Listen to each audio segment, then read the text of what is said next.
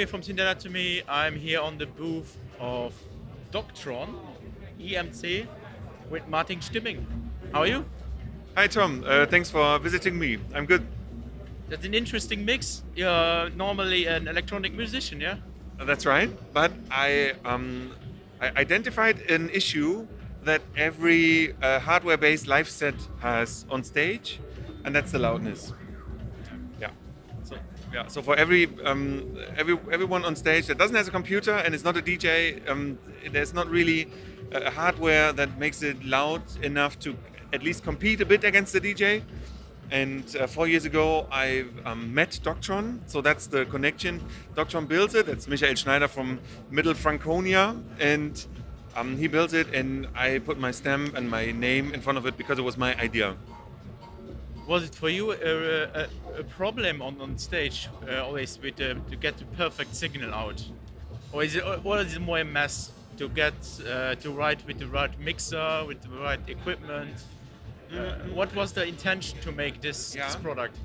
The issue is if you're playing in a club context, it's usual that you play after a DJ, and in a live set, as a live set, you simply don't have the tools to compress and thicken the signal as much as a mastered record. What the DJ plays beforehand, it's simply not really possible to compete against. So you got two options: either to just get more gain.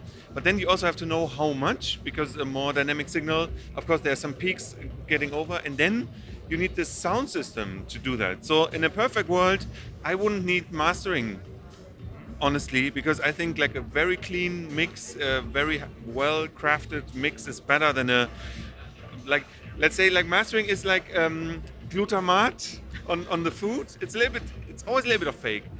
Of course, it's very pleasant, and it hates the taste, but it's not really necessary if the original is good enough. Okay. So competing against the DJ was a big issue, and I tried the finalizer, the TC finalizer first, and I have to say, yeah, it's really 90s. It sounds like a plugin from the 90s, and practically how I recognize it was like half of the time it didn't work.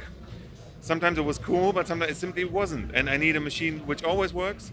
Then I had a computer on stage just for doing the mastering, and it cost me 10 milliseconds of latency, and it was like a totally stupid idea to bring a computer, while beforehand I was proud not to have a computer and play an octatrack based setup.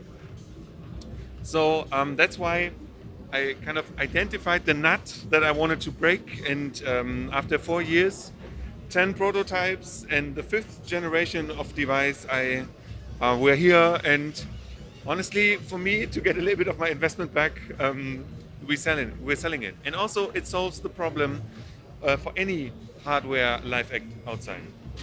It's your solution for doorless musicians right on the stage. Yes. It's I think it's quite a hassle to manage all these connections to get the right signals, the right sound. And I know a lot of people, as you said, using computers on stage, or even to route it to Ableton Live.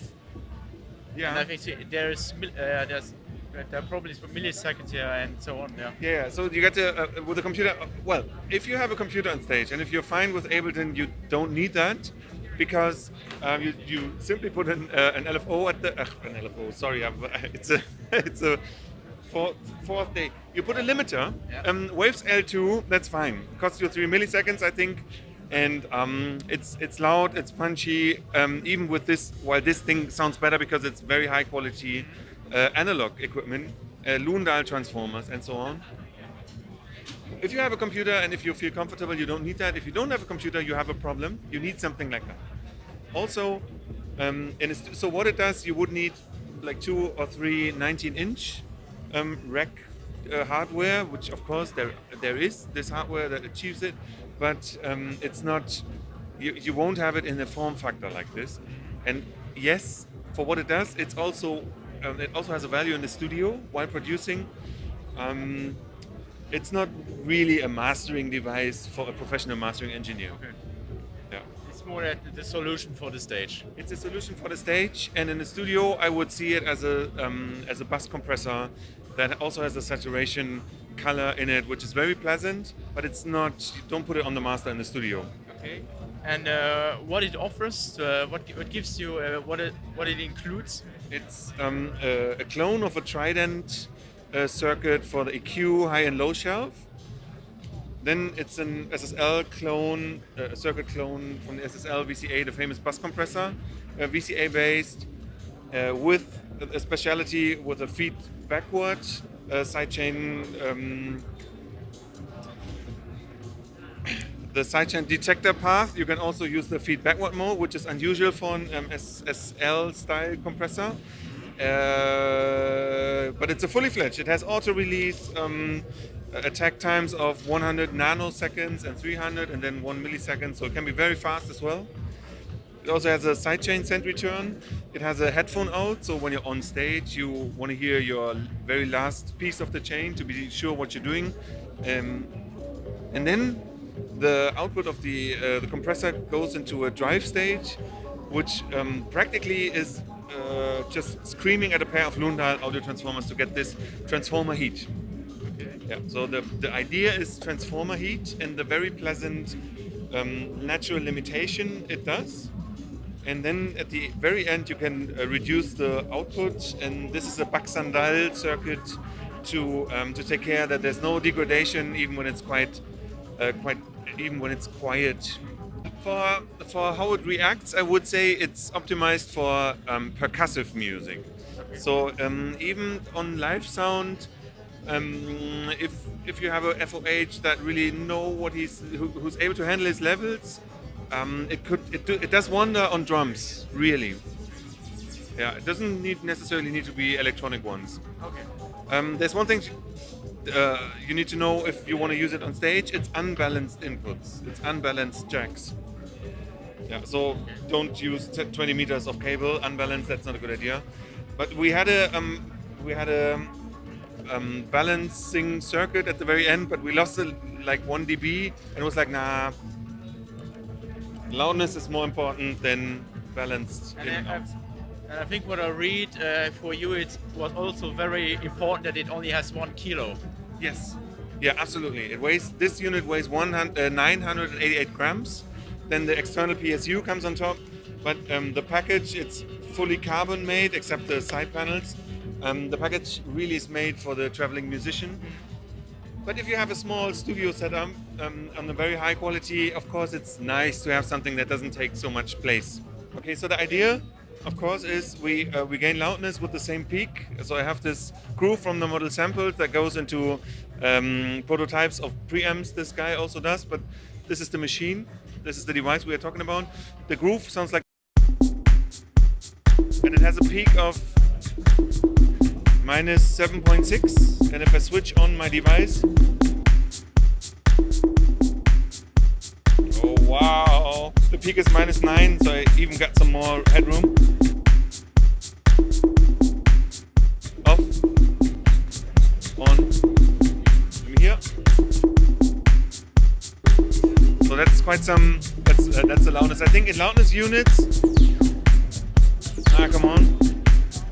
We gain, right now it's like minus 18.8, 0.67. If I switch it off, the loudness units, yeah, so it's 1.8 to 2 dB LUFS in loudness gain at the push of a button. Also, this of course works with another groove.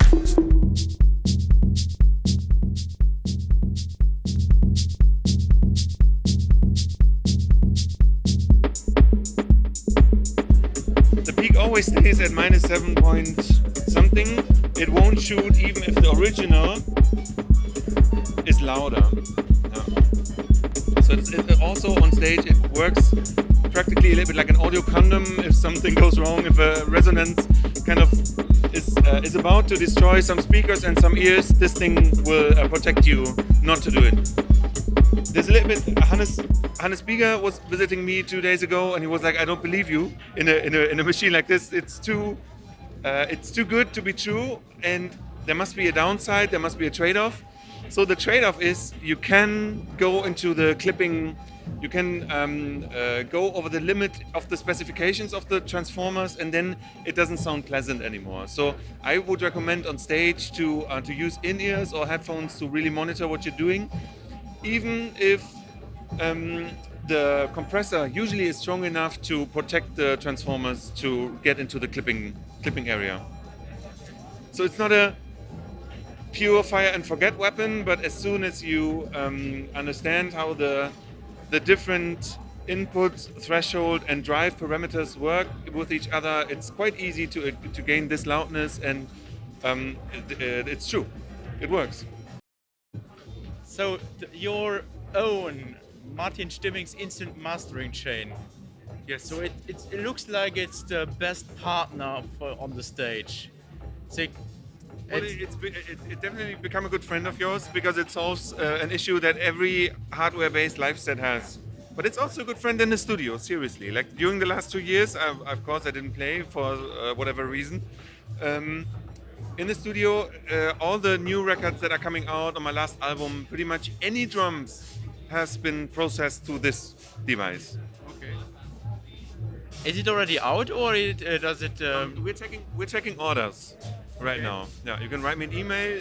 The online shop isn't ready in a sense that the mechanics aren't. I wasn't able to finish it until the fair. But of course, we're taking orders. Of course, it's a fully normal online business in the sense that if you don't like it, you can send it back and get your money back. That's no problem. And price point is. Yeah, the price point is also a little bit of the downside for the most. I'm afraid it's 2,800 euros. 2000. 2,800, Okay. including VAT in Germany, Okay. and including free shipping. Okay. So we are looking for maybe we see many of them on the stage in the future. Let's see. I hope so. I hope so. Okay. Thank you, Stimming. I wish you a good rest of Superbooth 21. It's 4 hours to go. Okay, I can do this. I can do the 4. I can do it. I can do it. I can do it. Thanks for having me. Okay. Thank you. And I wish you good luck with your first product. Thank you. And a good concert in the future. Are you coming back to the stage? Oh, at one point, definitely. Yes. Okay. Thank you. And I hope you see you again very soon in the next SYNTH videos here from Superbooth 21. Bye.